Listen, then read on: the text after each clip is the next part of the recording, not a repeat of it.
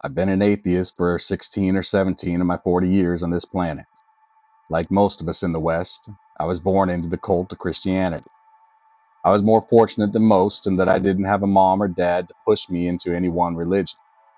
My mom was Baptist but didn't belong to any church. My dad was indifferent. I went to youth groups and camps because that's where my friends went. But as I got older and began to have a mind of my own, I began asking more questions about the religion that no one seemed to have a good answer for.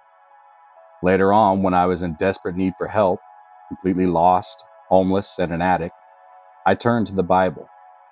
In my early 20s, I finally read through the New and Old Testaments. It took only the first page or so for me to finally come to a decision I've been grappling with for a while. I didn't believe this crap to be true. Fast forward several years, and I'm living in Alabama now. I'm scanning YouTube and TikTok and stumble on a debate taking place between some dude named Deconstruction Zone and an apparent Christian. The things that particular Christian said were horrible, but I thought, it's just one guy. They aren't all like this. And that's true. Not every one of them are like that. Some are truthful with what they are reading and begin their deconstruction journey. Others are far, far worse. Fanatics. And there are many that fall in between those two as well.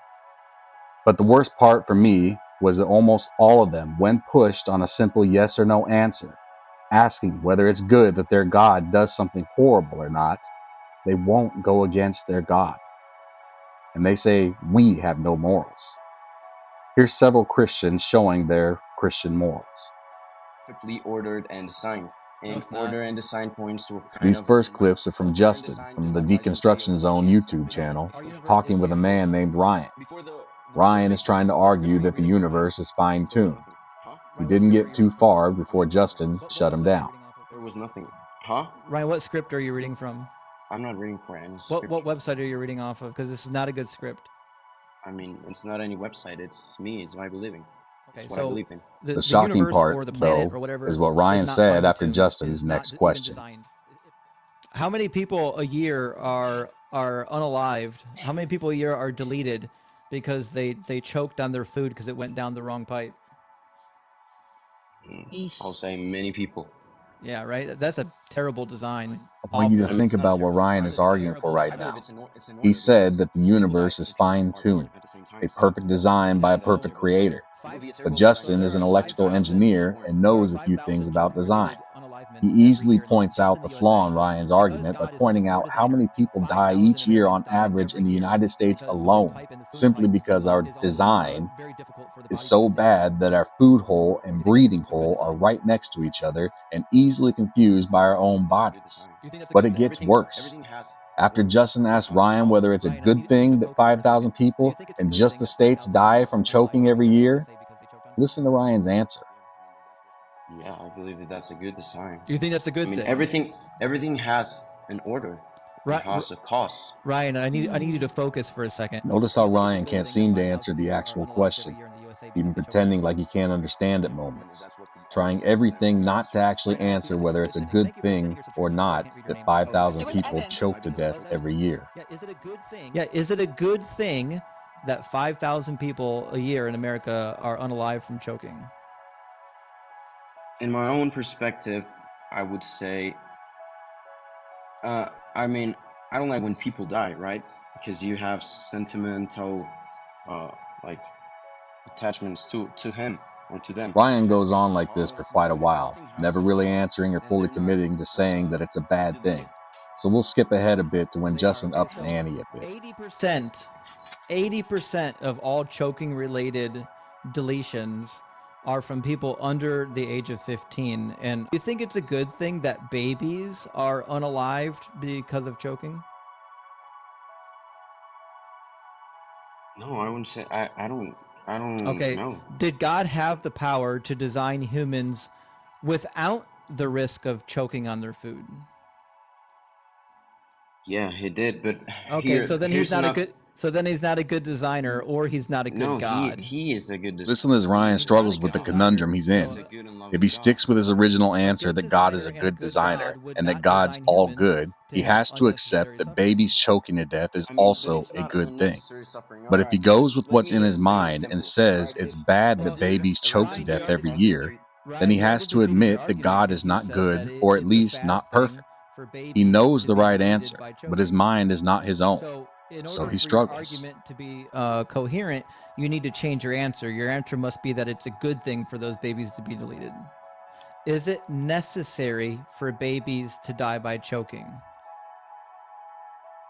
I mean, if God has a cause for everything, then I guess that must have a cause. So if it's in God's plans, yes. It is. They spent like an hour on this subject alone, Ryan waffling back and forth on whether it was good or not that God allowed 500,000 people to die every year from choking in the United States, or that 80% of them are babies. Ryan could never decide whether or not it was a good thing or not, but in the end, he had to admit it was a good thing because it was done by his God. Then yes. Okay, yeah. So, because everything happens according to God's plan, right? Was it perfect that 6 million Jews got gassed? Yeah, I'm telling you, it's in his plans. And No, you're not hearing things.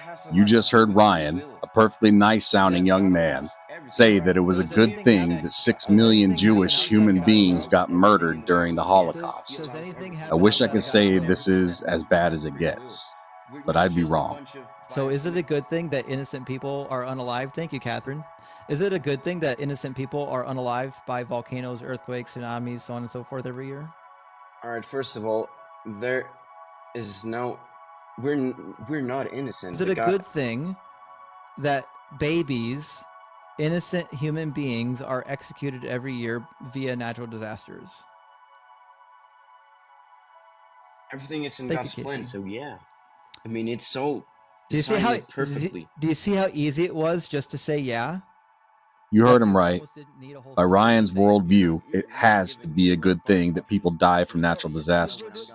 He can't not say it's bad under his worldview. By his morals, grounded in Christianity, death, suffering, pain are all good things that we all deserve, even the youngest amongst us. How do you come to the conclusion that God doesn't desire the babies to be executed? All right, I have a really good answer. All right, for this. Can't wait. But I need you not to mute me, because I think that's not fair. All right. So, his really good answer was just a bunch of rambling nonsense that just dug his hole deeper. Ryan went on to show that at times he doesn't even know what is real or evidence. All right, so when you talk about yourself, that's a claim. About a characteristic of yourself, it's a claim. About something you tend to do, it's a claim, nor an evidence. Ryan, I have the... Thank you, Backslider. I have the Holy Tooth Fairy in my heart. It's true because I said so. Then if she you fixed said my that, teeth even. Why wouldn't I believe you? Hey, Ryan, do you see how straight my teeth are?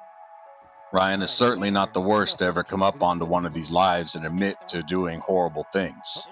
Not even close. Welcome in, Slave. The next man, going by the name of Slave, is quite literally arguing that slavery is a great and wonderful thing. Let's make something very clear. Awesome. Slavery is never and never has been, nor will it ever be a good thing. What's your best Owning another human being, no matter how you dress it up, is always wrong. Always. Okay, so it's okay to own other human beings as property for life, even if they're sold as children. Well, of course. Well, of course, he says after being asked if slavery was good. Justin would then ask him if the Atlantic slave trade was a good thing, to which Slave then had a problem. He claimed that because those slaves are mistreated, it wasn't okay, ignoring the fact that his own Bible literally lays out rules for beating and maiming your slaves. Justin goes on to amend his statement, asking Slave if the slaves in the American slave trade had not been mistreated, would it be okay then? To which Slave says yes, it would have justified the slave trade then. Okay.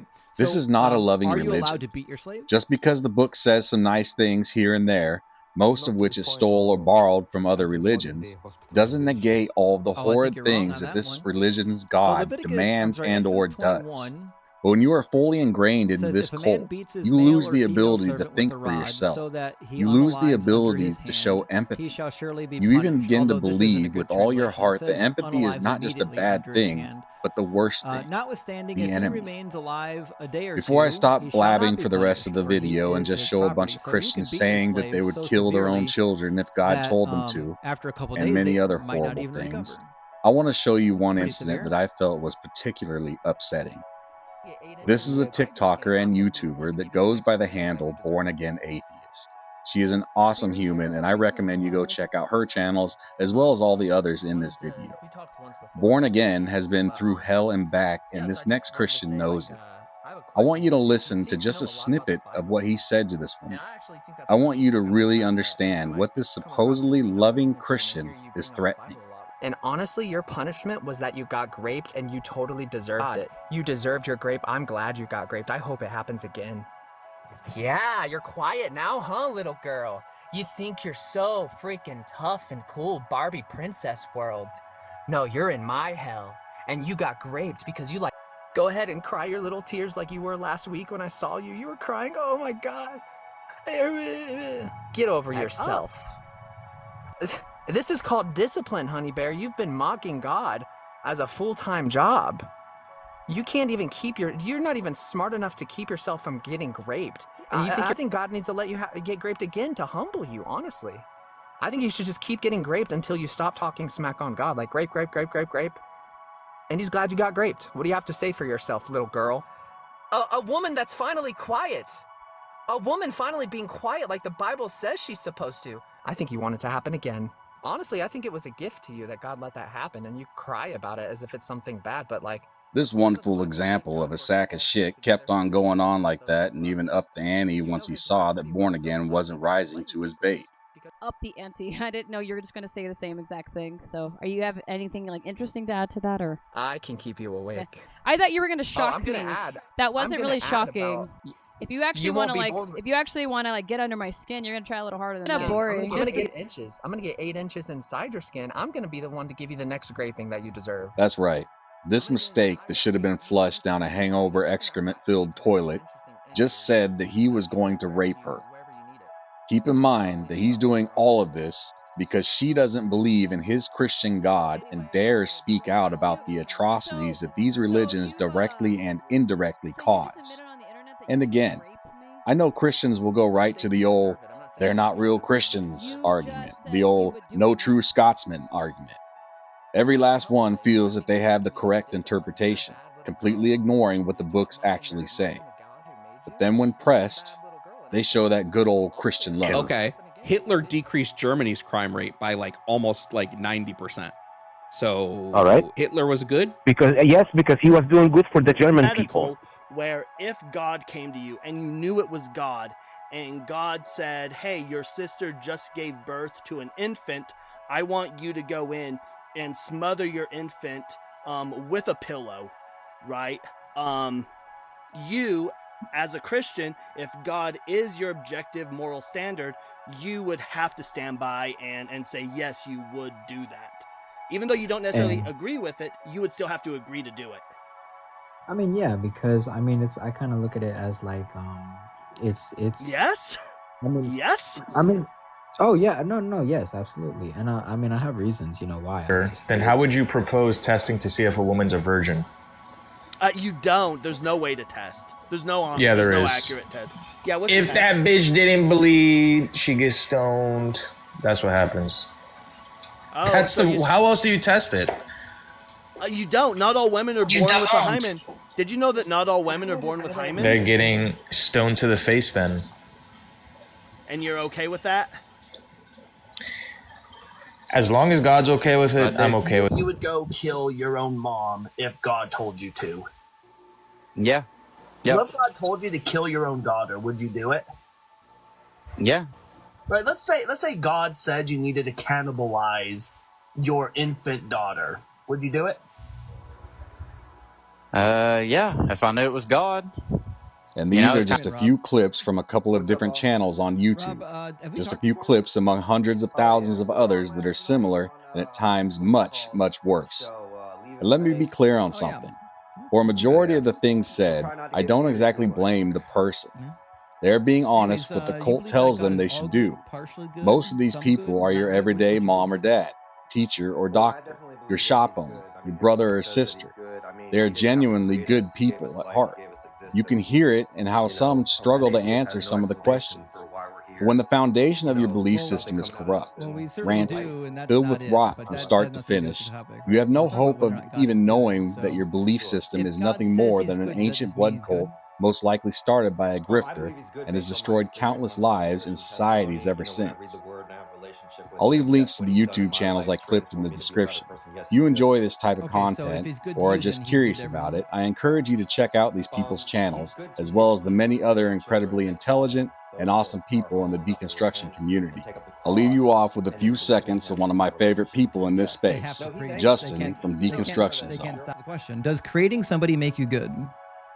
Yeah, because that's why we have existence and we're able to have this Okay, conversation. so if I create a child, like if I have a child and I'm abusive towards my child, am I so good? Yeah, that's a good thing. Yeah. That's a good thing to abuse my child? If you would like to help support this channel, please consider donating to my Cash App.